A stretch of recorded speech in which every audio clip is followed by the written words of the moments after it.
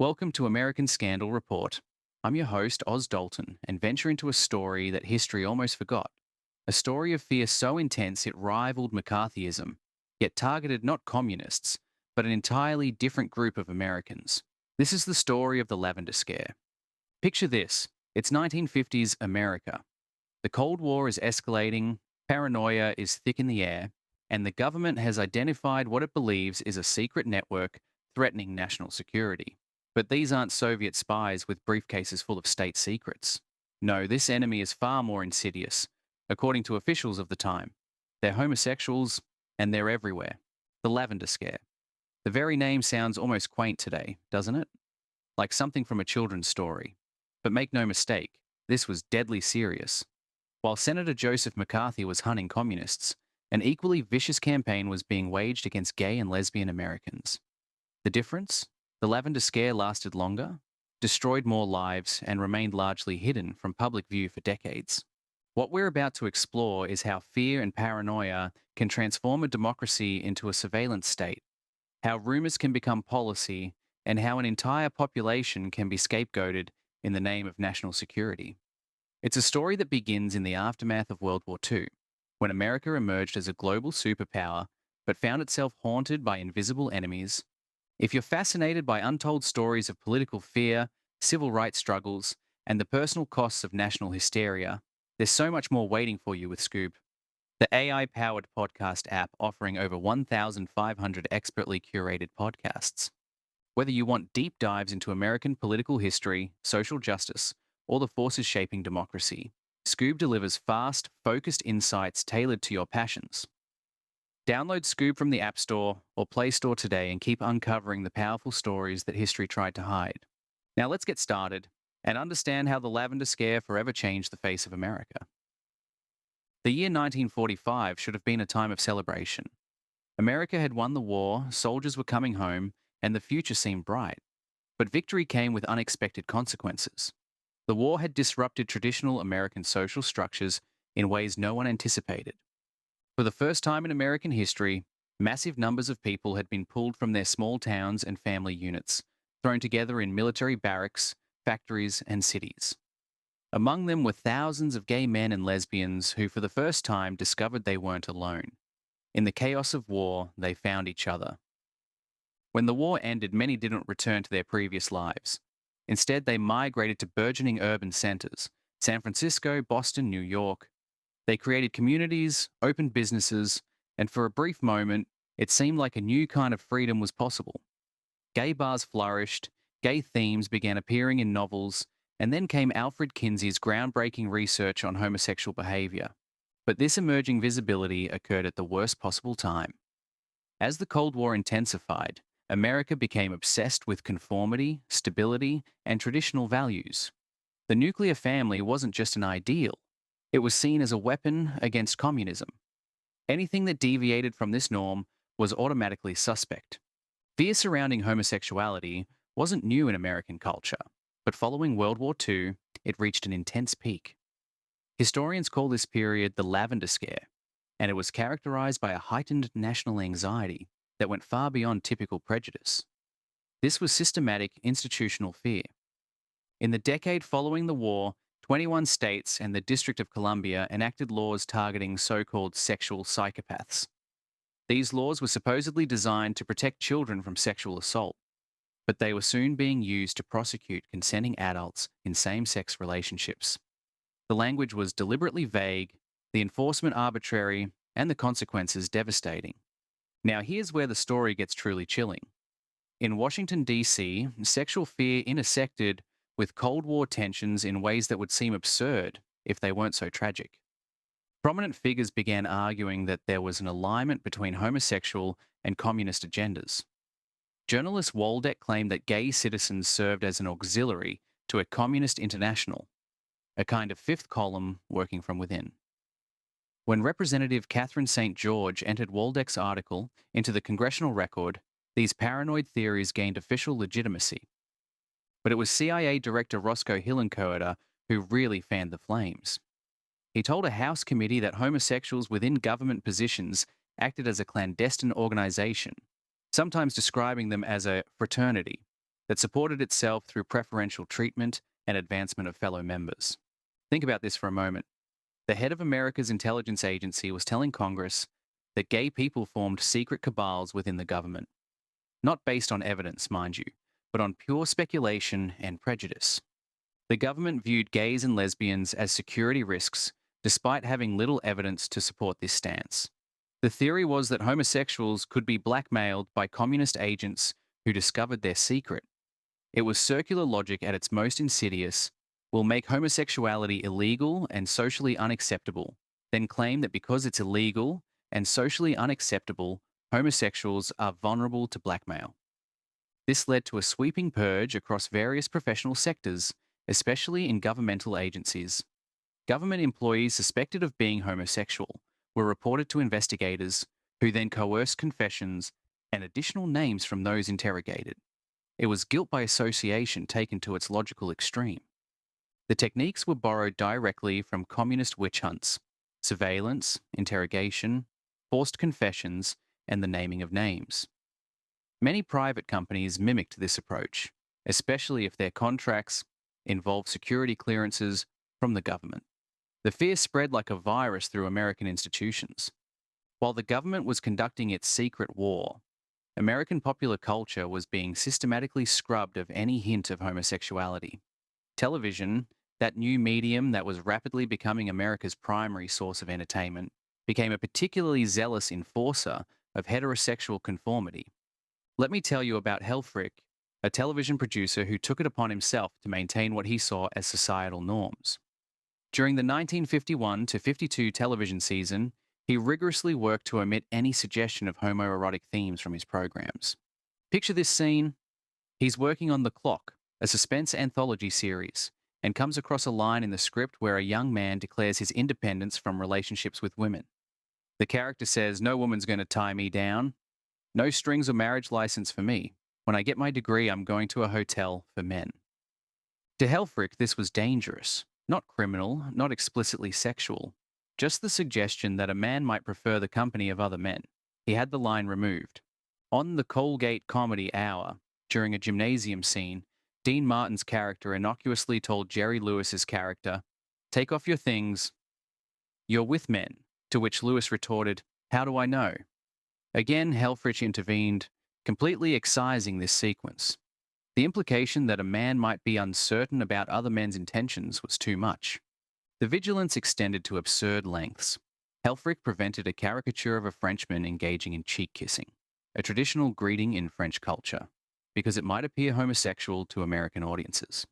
Even pre-broadcast audience warm-up activities underwent scrutiny when it reached Helfrich that some remarks strayed toward what were called swish inferences.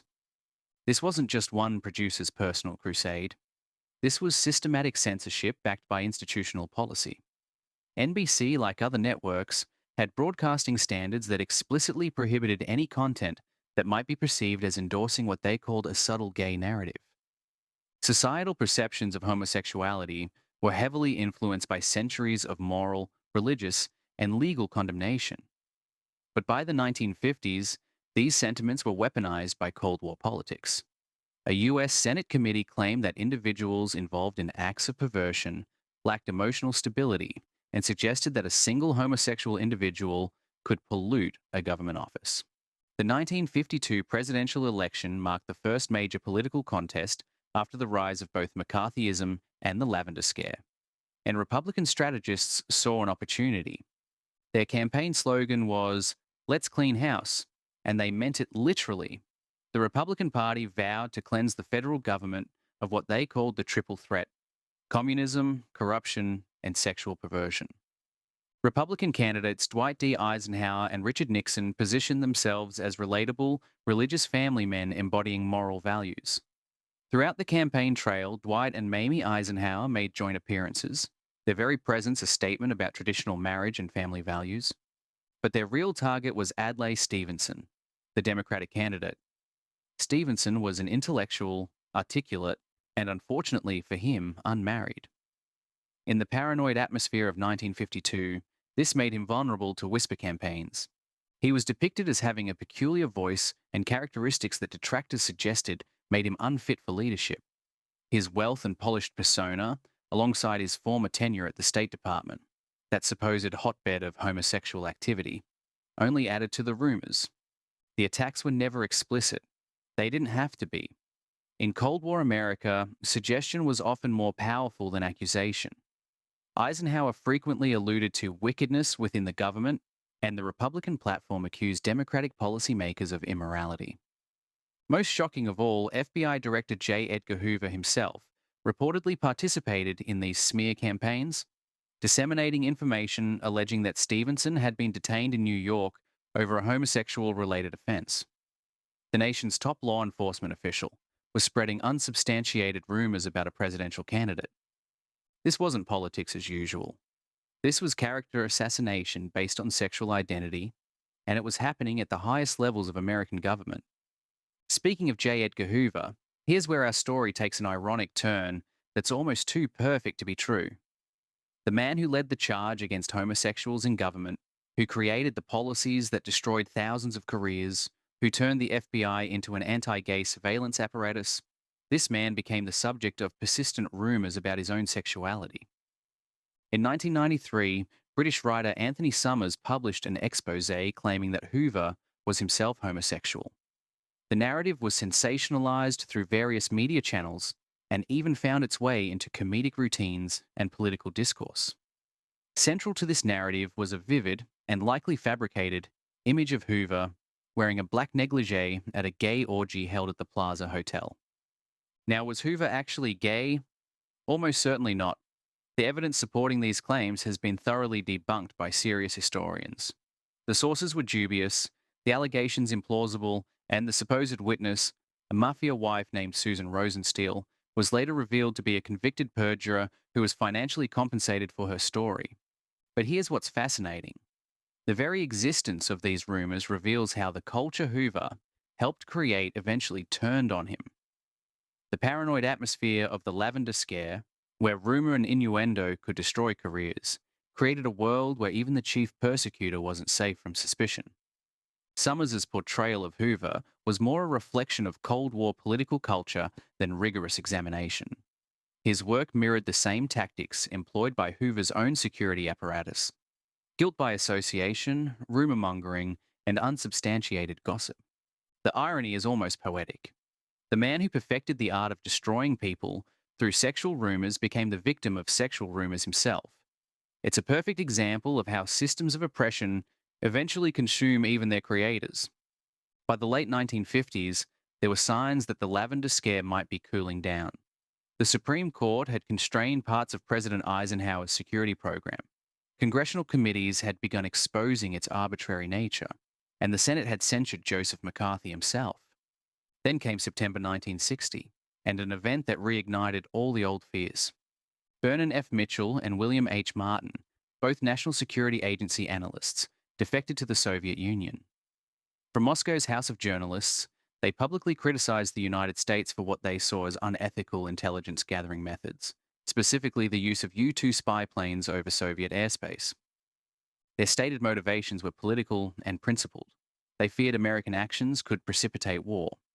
But their defections narrative swiftly shifted to focus on Mitchell's personal life, particularly his homosexual past.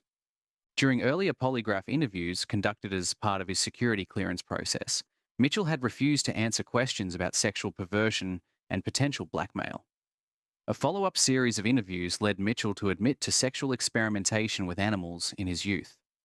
FBI Director Hoover alleged that a former federal employee engaged in homosexual activities had been associated with Mitchell.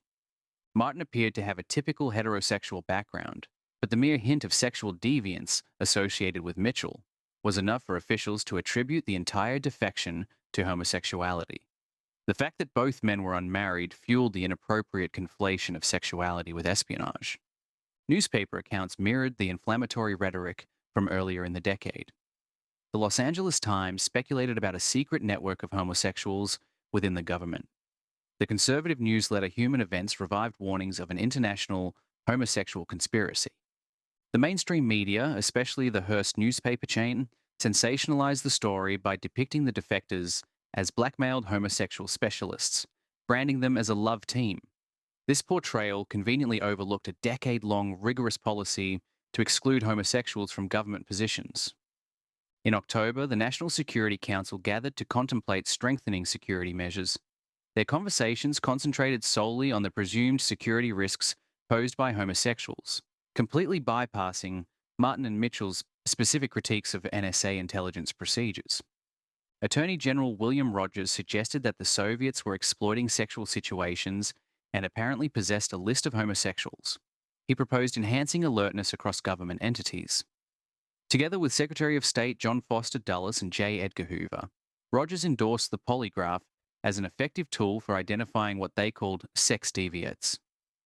President Eisenhower advocated for consolidating the various government-maintained lists of homosexuals under a centralized authority. He emphasized resolving any doubts in favor of the government, reinforcing a period of biased decision-making against suspected homosexuals in federal service.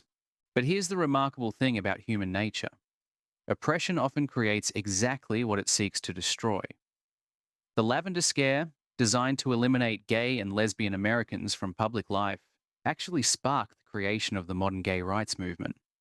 The cultural evolution of gay rights in the United States was relatively recent compared to other civil rights movements. Although historians can trace origins to the late 1800s, a cohesive social movement barely existed half a century ago. It was during World War II that a more pronounced communal gay identity began to materialize. The conflict disrupted traditional social structures, connecting previously isolated gays and lesbians.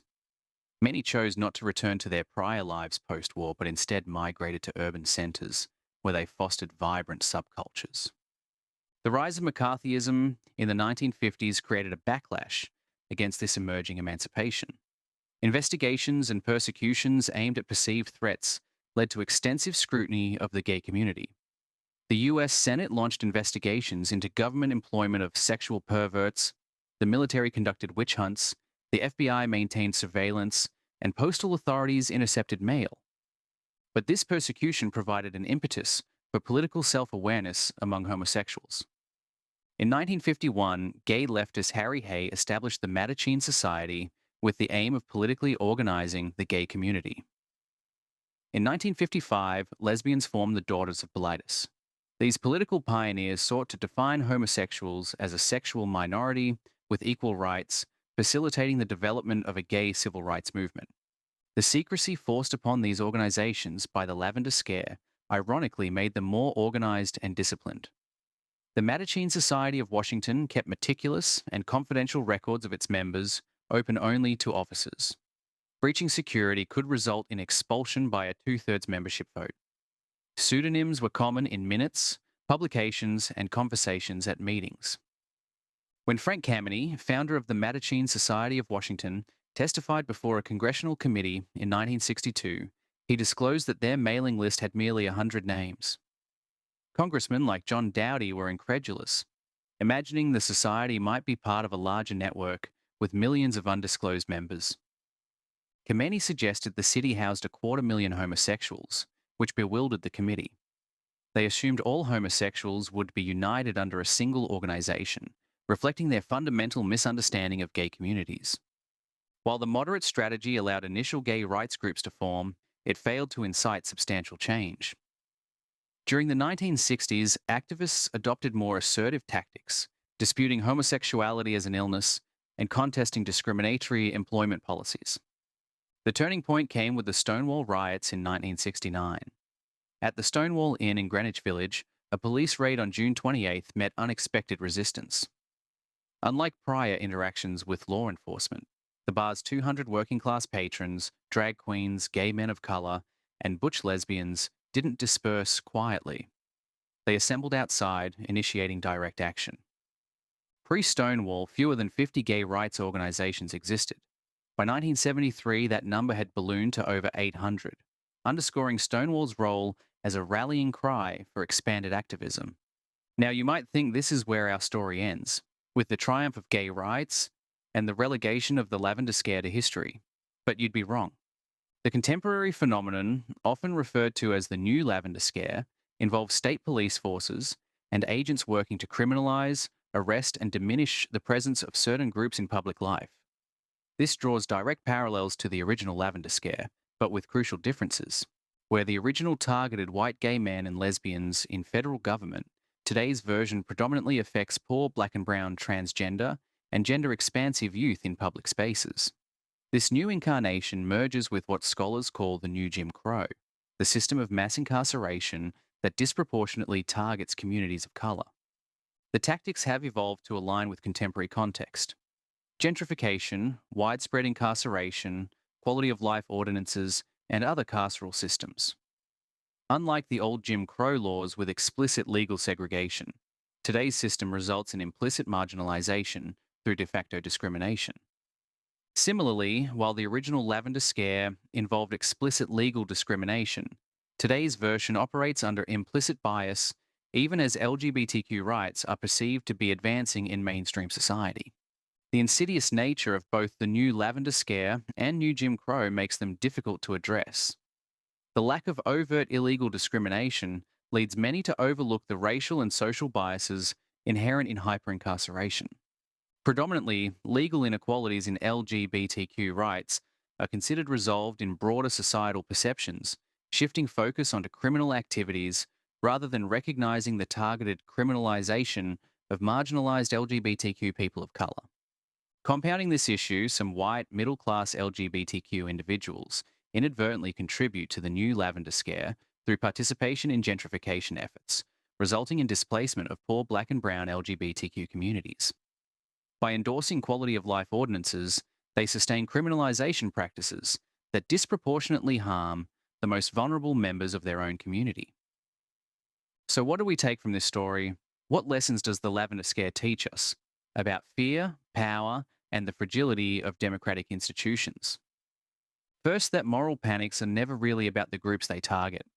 The Lavender Scare wasn't about homosexuals any more than McCarthyism was about communists.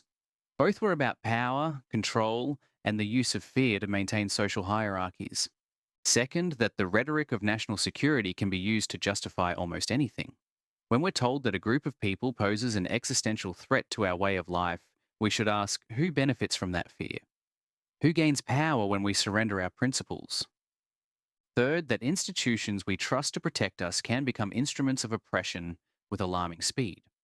The FBI, the State Department, the military, all became agents of persecution based on nothing more than prejudice and paranoia. Fourth, that the victims of oppression often become its most effective opponents. The gay rights movement exists because of the Lavender Scare, not in spite of it. Oppression creates solidarity, and solidarity creates change. But perhaps most importantly, the Lavender Scare teaches us that this can happen again. The mechanisms of fear and scapegoating don't disappear, they simply find new targets. Today's new Lavender Scare proves that we haven't learned the lessons of history as well as we thought. The Lavender Scare affected thousands of Americans whose only crime was loving the wrong person. Historian David K. Johnson estimates that in the 1950s and 1960s, the State Department dismissed approximately 1,000 employees suspected of being homosexuals, a figure surpassing individuals fired due to alleged communist affiliations. These weren't just statistics. These were lives destroyed, careers ended, families shattered, people driven to suicide, forced into exile, compelled to live in shadows and secrecy. The human cost of the Lavender Scare may never be fully calculated, because so much of it remains hidden, even today. While the intensity of anti-gay paranoia has lessened since that time, it hasn't vanished entirely. In 2012, Bishop Harry R. Jackson Jr. labeled same-sex marriage as a satanic plot. Activist Michael Peroutka warned of homosexuals recruiting in schools. Such rhetoric reveals that while much has changed since the Lavender Scare, underlying fears and prejudices persist. The story of the Lavender Scare is ultimately a story about us, about our capacity for both cruelty and courage, about our ability to create both oppression and liberation. It's a reminder that freedom isn't a destination, but a journey, and that vigilance isn't just the price of liberty, it's the price of humanity itself. The Lavender Scare ended not because good people defeated bad people, but because ordinary people decided they'd had enough of living in fear. That's a lesson worth remembering, because the price of forgetting it is always higher than we think we can afford. I'm your host, Oz Dalton, and this has been American Scandal Report. Thank you for joining me on this journey through one of America's darkest chapters. If this episode resonated with you, please like, follow, and subscribe to the channel. Sharing these stories helps keep the conversation alive and spreads awareness to new listeners who need to hear these truths. And for even more powerful explorations into history, civil rights, and the struggles that shape our world, check out Skoob, the AI powered podcast app with over 1,500 expertly curated episodes inspired by best selling nonfiction books and in depth investigations. Download Skoob now from the App Store or Play Store and continue uncovering the stories that matter. Stories that history, too, often tried to silence. Until next time, remember, the stories we don't tell are often the ones that most need telling.